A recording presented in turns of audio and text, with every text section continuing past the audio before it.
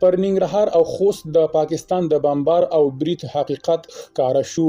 نوموړي هیواد له چا سره په مشوره دغه بریدونه کړي په اړه یې ستر حقیقت رسوا شو. بشپړ جزئیات په ویډیو کې تر پایه وګورئ. پاتمنو لیدونکو ستړي مشئ.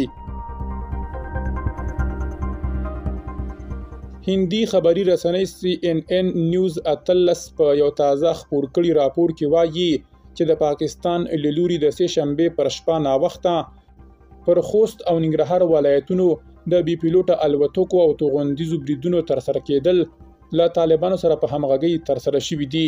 راپور وایي په دغو بریدونو کې د پاکستاني طالبانو په تنظی په نښه شوي چې له امله یې د یاد ډلې د درندې مرګ ژوبلې خبر ورکړل شوی دی. CNN نیوز 13 زیاتوي په اوس مهال کې په دغو بریدونو کې د ولسی وګړو د مرګ ژوبلې راپورونه هم ورکړل شوي چې په وژل شو کې ښځې او ماشومان هم ګډ دي. دغه رسنۍ ته د خوست یو اوسیدونکي ویلي لومړی 2 چاودنې واوریدل شوې او وروسته پرله پسې څو کوچنۍ چاودنې هم وشوې.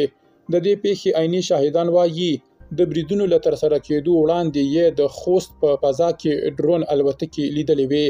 په ننګرهار کې د شینوار ولسوالۍ اوسیدونکي CNN نیوز 13 ته ویلي چې په ډرون برید کې یو مرکز چې د پاکستاني طالبانو پورې تړاو درلود په بشپړ ډول له منځه تللی. خو په خوست کې د سپیرې ولسوالۍ اوسیدونکي وایي چې په برید کې یو استوګنیزه حویلۍ په نښه شوې ده.